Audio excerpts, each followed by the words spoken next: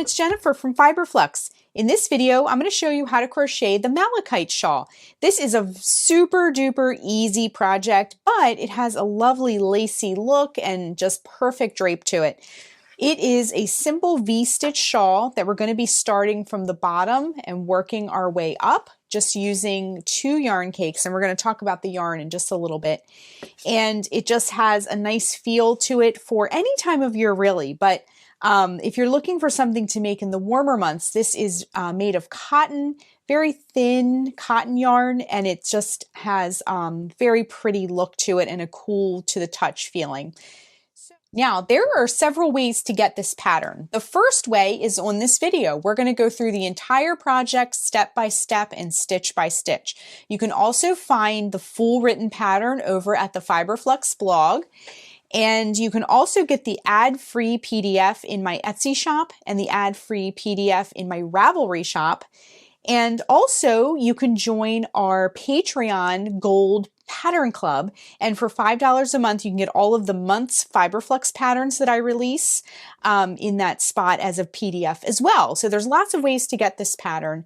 But today we're going to go through it step by step here on the channel. Okay, so the finished shawl measures from the bottom point up. Now this is a triangle shawl. It's a rather large triangle shawl. So from the bottom point straight up, if you were to draw an imaginary straight line all the way to the top, kind of dividing it in half, that's 32 inches. So from the bottom point straight out of one of the sides of the triangle here is 40 inches. And then along the top edge of our triangle here is 50 inches. Now that being said, you can definitely make this as large or as small as you want it to be. The more rows you work of the triangle, the wider and taller it will be. So if you want it to be a little bit bigger, just work more rows. If you want it to be smaller, just stop a little bit earlier. Totally up to you. It's very, very flexible.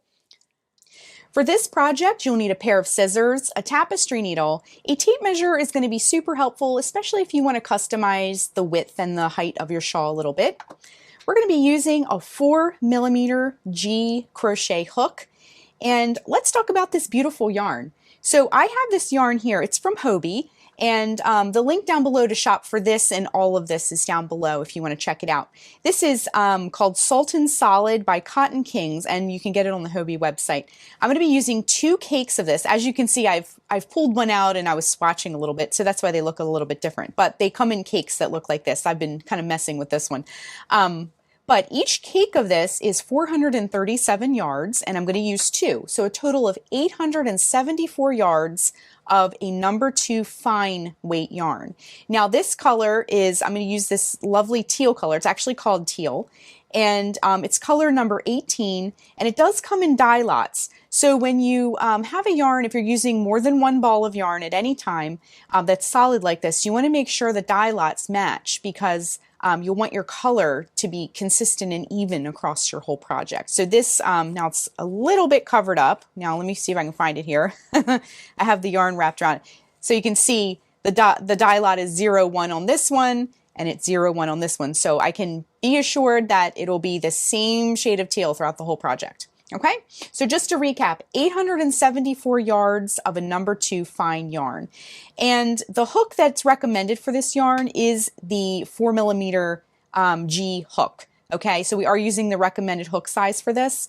And if you need to substitute, just look for a yarn that recommends that G hook and a number 2 fine on the yarn weight scale, and you'll be just fine. As a side note, this particular pattern, because we're working from the bottom upwards and outwards, is very, very flexible. So if you do want to play around with yarn and hooks, figure out what yarn you want to use. You could use a bulkier yarn for this pattern, but just look for that recommended hook size and you'll be just fine with your chosen yarn, okay, if you do need to switch. I do get a lot of questions about changing up yarn or looking in your stash for something you may already have instead of getting new yarn, and it's totally up to you. But just look for that recommended hook size if you do want to change the yarn. So let's get started. Okay, we have our hook and our yarn and we're ready to go. Now, I wanted to mention that this particular yarn I'm using, if you use the same yarn as I do, it's actually like multiple threads kind of like held together. So it's almost like using multi-strands of yarn if you've ever made a project like that. If you are having trouble with that, if it's getting snagged or something like that, I have seen people take a plastic bead and kind of slip it over, and it kind of keeps it all lined up as you work, okay? So if you need a little bit of help, and you want to put that on first before you start, okay? So what we're going to do is we're going to begin with our hook, and we're going to put a slip knot on our hook, okay? So I'm just going to grab a little bit of yarn here. And what we're going to do is take the yarn, wrap it around your fingers to make a loop, bring the yarn behind the loop, reach in with your hook, bring up that loop, and tighten. And I'm just going to zoom in a little bit so you can see up close when we start making these stitches, okay? So for row 1, what we're going to do is we're going to chain 7. To make a chain, wrap the yarn around the hook and bring it through the loop. So that's 1, 2, 3, 4, 5, 6, and 7. And as you can see, I'm holding this yarn as if it's one strand, okay? Okay, so what we're going to do next is in the 4th chain from the hook, we're going to work our first V. So this loop here does not count. We're going to go 1, 2, 3, and 4 and work our first V. Now our V is going to be a double crochet, chain 1, double crochet, all right? So to make a double crochet, wrap the yarn around the hook, insert it into that chain, and bring up a loop. You're going to have 3 loops on the hook.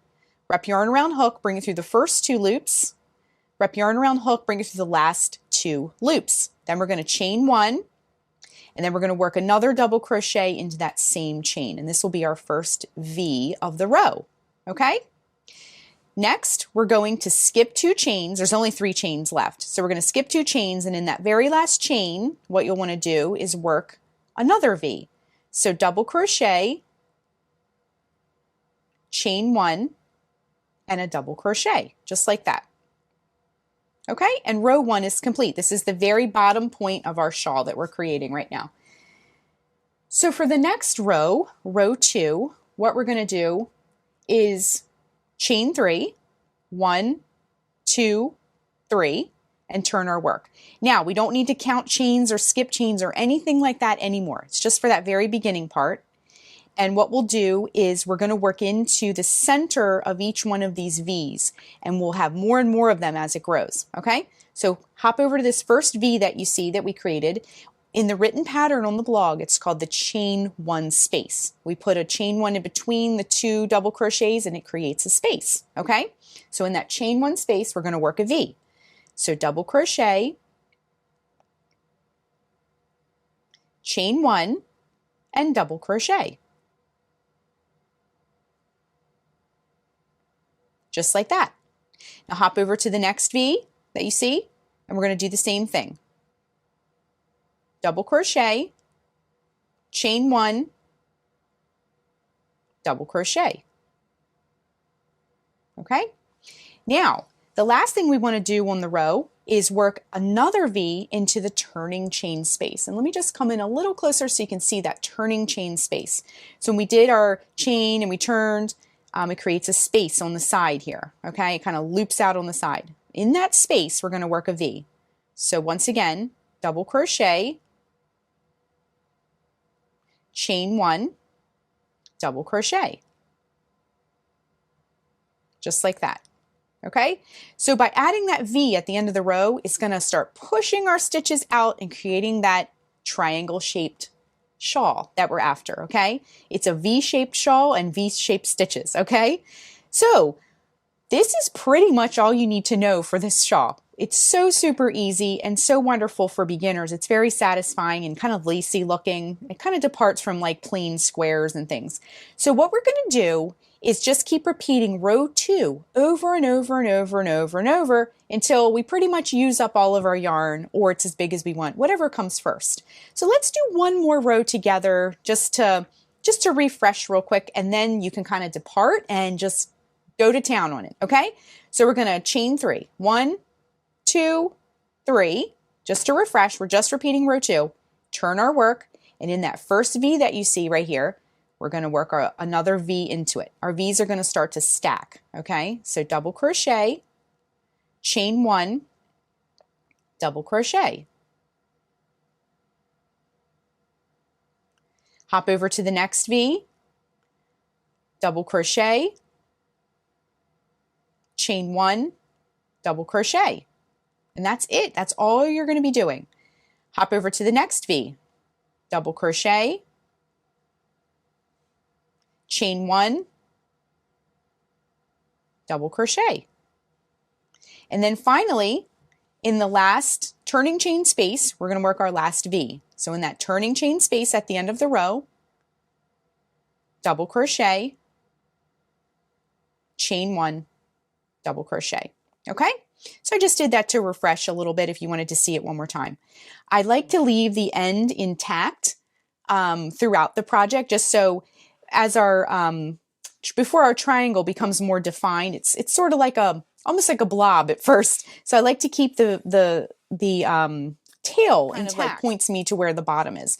Now it's starting to become, we've worked a couple of rows, it's starting to become more of a defined V shape, and it will more and more and more as you work more rows. So what we're going to do is we're going to keep repeating row 2 over and over and over again, and when we rejoin, we'll look at all the rows we've done and do just a little bit of finish work, and that's it. Okay, we're just working that very last stitch in the very last row, and I'm pretty much out of yarn to make another row, so we're going to kind of end it right here. So what I'm going to do is I'm going to cut the yarn, fasten off, wrap the yarn around the hook, bring it through the loop, and just tighten. And now we can just weave in any ends that we have left.